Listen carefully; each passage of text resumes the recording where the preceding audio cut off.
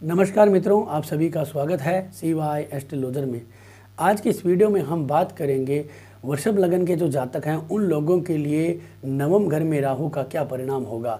देखिए, बहुत ही special video है, ये आपको समझना है क्योंकि देखिए, जब भी आप नवें घर में राहु को देखते हो, आपका कोई भी लग्न होता है तो आप यहाँ पे अलग अलग तरह के परिणामों का आकलन लेते हो। कोई कुछ बताता है, कोई कुछ बताता है, लेकिन इस वीडियो में मैं आपको एक कैलकुलेशन करने का एक बहुत ही अच्छा तरीका बताऊंगा, क्योंकि यहाँ पे हम नक्षत्र को लेके चलेंगे और यहाँ पे राशि स्वामी को ले, क्योंकि राहु क्या एक छाया ग्रह है। वो जिस राशि में बैठता है उस राशि के स्वामी का रिजल्ट देता है, साथ में जिस नक्षत्र में बैठा है उसका रिजल्ट है।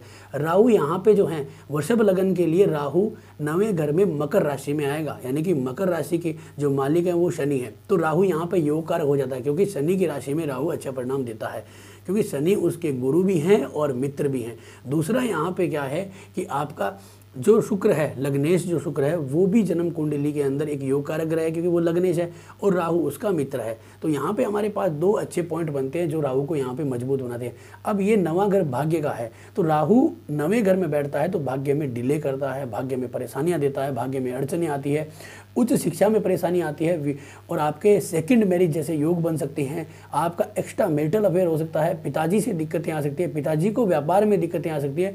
लेकिन वो कब आ सकती है? वो जब आएगी जब आपके जन्म कुंडली में ग्रह अशुभ होंगे। अब यहाँ पे आप देखिए इसका आंकलन कैसे लगाते हैं। बहुत ही सिंपल सा तरीका है जिससे कि आपके जो है वो पूर्ण रूप से दिमाग खुल जाएगा और आपको जो है वो परिणामों के कहीं ना कहीं निकटतम पहुंचने का योग बनेगा।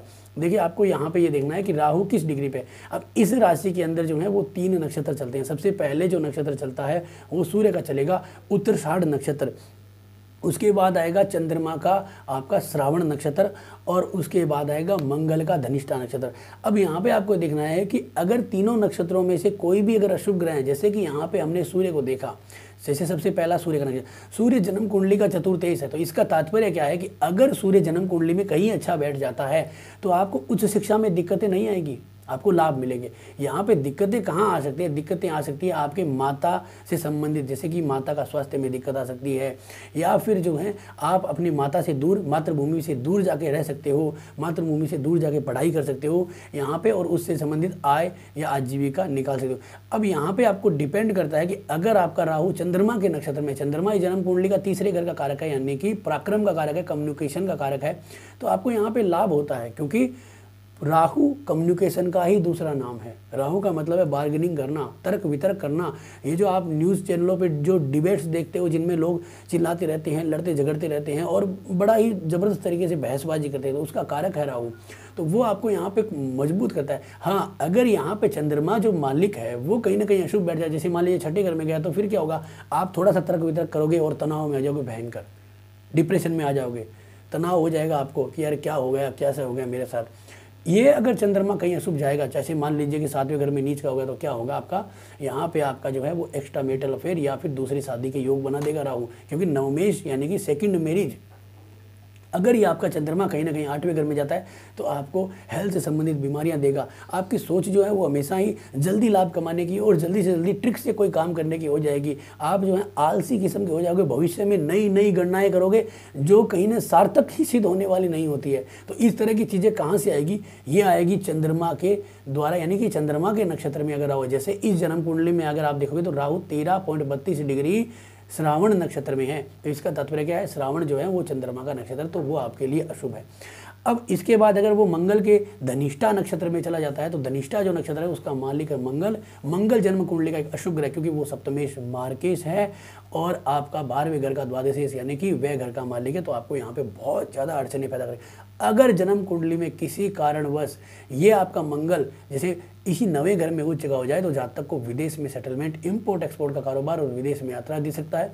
अगर यही मंगल 8वें घर में चला जाए, जातक को एक्सीडेंट, चोट और मार पिटाई, या फिर जातक एकदम कट्टरपंथी हो जाएगा। वहाँ पे जातक किसी चीज़ को लेके बहुत ज़्यादा ही, चाहे धार्मिक तौर पे हो या किसी भी चीज़ को लेके नास्तिक हो या चाहे आस्तिक हो, यहाँ पे इस तरह का जातक के मन में विचारधारा आने शुरू हो जाए, क्योंकि मंगल ऊर्जा पैदा करेगा और उसको किसी भी चीज़ को प्राप्त करने के लिए वो गलत तरीकों से भी जाने की कोशिश करेगा अगर मंगल 8वें घर में आ जाता है तो, क्योंकि वो एक तो जन्म कुंडली का अशुभ ग्रह है और 8वें घर में आने से और ज़्यादा पीड़ा होता है। छठे घर में आने से जातक हमेशा ही ऋण में रहेगा, कर्ज में रहेगा, और जातक जो है वो अपनी संतानों के ऊपर कर्ज छोड़ के जाने का योग बना देगा, क्योंकि ये नवा घर क्या है? हमारे पिता का है, पूर्वजों का भी है, आने वाली पीढ़ियों का भी है, क्योंकि ये हमारी परंपराएं हैं।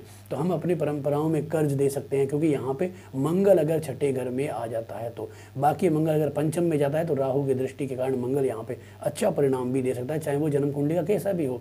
यहाँ पे आपको जो है वो लव अफेयर में लाभ दे सकता है, इंजीनियरिंग की शिक्षाएं दे सकता है, यहाँ पे आपको जो है क्रिकेटर बना सकता है, खिलाड़ी बना सकता है, यहाँ पे आपको बहुत सारी अच्छी अच्छी चीज़ें। यहाँ पे मंगल अगर नीच का होके भी तीसरे घर में आ जाए तब भी आपको यहाँ पे खेल कूद में, ट्रेडिंग में, शेयर बाजार में, सब में लाभ दे सकता है, प्रॉपर्टी डीलिंग में भी लाभ सकता है। लेकिन कहीं ना कहीं भविष्य में आपको जो है उस तरह की चीज़ों में फंसा के आपको बड़ा नुकसान भी दे देगा। तो यहाँ पे मंगल के द्वारा, चंद्रमा के द्वारा और सूर्य के द्वारा इस तरह से आप परिणामों का आकलन कर सकते हो। इसमें आपको जो है वो ये देखना है कि सबसे पहले कि जो शनि है, राशि स्वामी शनि है, वो कहाँ जा रहा है। अगर राशि स्वामी शनि शुभ है तो आपको यहाँ पे राहु को एक अच्छा प्लस पॉइंट मिल जाता है, जैसे कि आपको उच्च शिक्षा में अच्छे से अच्छे लाभ होने शुरू हो जाएंगे। अब आपको यहाँ पे इसके 4 मालिक मिल जाते हैं, एक तो राशि स्वामी, 3 इसके नक्षत्र। अब आपको यही देखना है कि अगर उसका नक्षत्र स्वामी अशुभ है, कहीं ना कहीं अशुभ भाव में जा रहा है, तो फिर आपको यहाँ पे बहुत अड़चने आएगी, उच्च शिक्षा में अड़चने आएगी, सेकंड मैरिज तक की जो है वो चीज़ें चली जाएगी। आपको जो है यहाँ पे ये भी हो सकता है कि पिता का द्वारा सपोर्ट नहीं मिले, पिताजी जो है वो आपको छोड़ के चले जाएँ, पिताजी को व्यापारिक हानि हो जाए, पिताजी आपके लिए कर्ज छोड़ दे, ये सब चीज़ें यहाँ पे होने के योग बनते हैं। लाभ के क्या संयोग बन सकते हैं, अगर यहाँ पे शनि मंगल या चंद्रमा के नक्षत्र में और वो योग कारक हो तो उच्च शिक्षा में लाभ, विदेश में काम, इम्पोर्ट एक्सपोर्ट का व्यापार, आपको जो है वो यहाँ पे तीसरी संतान के बाद भाग्य उदय हो सकता है, या सेकंड मैरिज के बाद भी भाग्य उदय हो सकता है। ये सब चीज़ें यहाँ पे हमें देती है। चाहे धार्मिक तौर पे हमें जो है धार्मिक कार्यों से लाभ मिल सकता है, हम धार्मिक चीज़ों को व्यापार कर सकते हैं, और कहीं ना कहीं जो है ये हमें अपने जीवन में छोटी छोटी यात्राएं, मार्केटिंग, ट्रेडिंग, इन सब चीज़ों से लाभ देगा, क्योंकि वो तीसरे घर के मालिक चंद्रमा के नक्षत्र में भी आ सकता है। तो इस तरह से आप अपनी जन्म कुंडली में इसको एनालिसिस जब भी करते हो तो वो इसके नक्षत्रों को देखते हुए करिए, जिससे कि आपको लाभ होगा। इसके बाद आप इसको नवमांश में भी देख सकते हो कि नवमांश में कैसा है। नवमांश में जैसे हमने देखा कि भाई ये राहु जो है वो यहाँ पे चंद्रमा के नक्षत्र में था, यहाँ पे जो है वो चंद्रमा के साथ है, तो यहाँ पे ग्रहण तो बना है 5वें घर में। जैसे कि इस जातक की अगर हम बात करें, इसी जातक की बात करें, तो यहाँ पे क्या होता है कि इसका जो मालिक है वो शनि, वो आपका 8वें घर में चला गया, तो एक माइनस पॉइंट हो जाता है। चंद्रमा यहाँ पे मारक भाव में है, जैसे कि आपका मिथुन राशि में है, तो यहाँ पे कुल मिला के देखा जाए तो थोड़ा प्लस पॉइंट भी है कि जातक को अचानक पैसों का लाभ भी होगा इस राहु के द्वारा। राहु के द्वारा इस जातिका को यहाँ पे जैसे शनि गया तो इसका मैरिटल लाइफ में दिक्कतें बहुत ज़्यादा आएगी, क्योंकि मंगल यहाँ पे सप्तमेश है और वो आपका 12वें घर में चला जा रहा है। दूसरा, राहु यहाँ पे जो नवमांश कुंडली में चंद्रमा के साथ आ रहा है पंचम घर में, तो यहाँ पे जातक के एक्स्ट्रा मैरिटल अफेयर और प्रेम भाव से संबंध होने के, या फिर पहला विवाह लव मैरिज होने का योग बनता है, क्योंकि राहु यहाँ पे इन चीज़ों को, क्योंकि राहु की एक दृष्टि जो है वो यहाँ पे इस भाव पे आएगी, तो वो कहीं ना कहीं प्रेम संबंधों को ज़्यादा से ज़्यादा तीव्र करने की कोशिश करेगी। तो इस तरह के परिणाम आपको यहाँ पे वृषभ लग्न के जातकों के मिल सकते हैं। अगर आपको यहाँ पे दिक्कतें आ रही है तो उपाय क्या करें? देखिए, सबसे महत्वपूर्ण उपाय है कि आप अपने सर पे चोटी रख सकते हो। दूसरा, यहाँ पे जो है वो सोने की कोई धातुएं जो हैं वो ज़रूर पहने। और तीसरा जो है वो यहाँ पे कुत्तों के लिए विशेष तौर पे तेल के परांठे और ये जो आटे का हलवा तेल में बना हुआ, ये चीज़ें जो हैं वो दान करें, जिससे कि बहुत अच्छा लाभ होता है। इसके लिए राहु के संपूर्ण जो बीज मंत्र हैं उनका भी प्रयोग कर सकते हैं।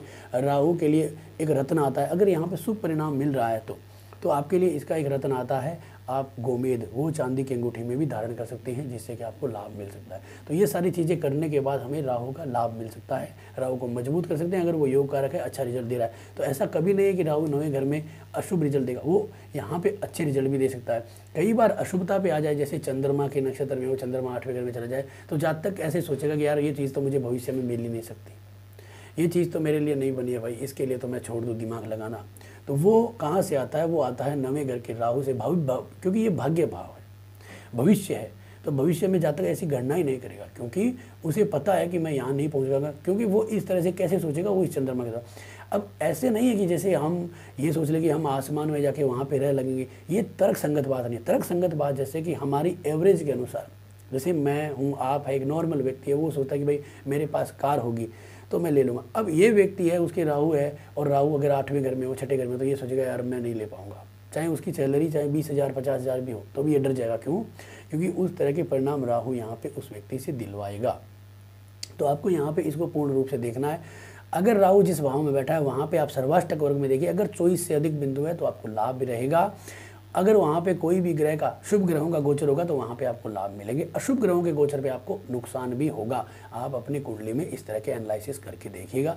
साथ में आप विनाष्टक वर्ग में भी देखोगे तो आप यहाँ पे देखोगे तो शनि जो है उसके विनाष्टक वर्ग में आप देख सकते हो। यहाँ पे शनि के विनाष्टक वर्ग में 2 पॉइंट है 9वें घर में। तो आप यहाँ पे मानिए कि राहु के द्वारा हमें यहाँ पे कुछ कमज़ोर लाभ मिले हैं, जिससे कि हम ये कह सकते हैं कि राहु की दशा में हमें परिणाम मिलेंगे नहीं, हमें गोचरों के द्वारा या कहीं से कहीं हम रत्नों के द्वारा जो परिणाम है उनको लेंगे।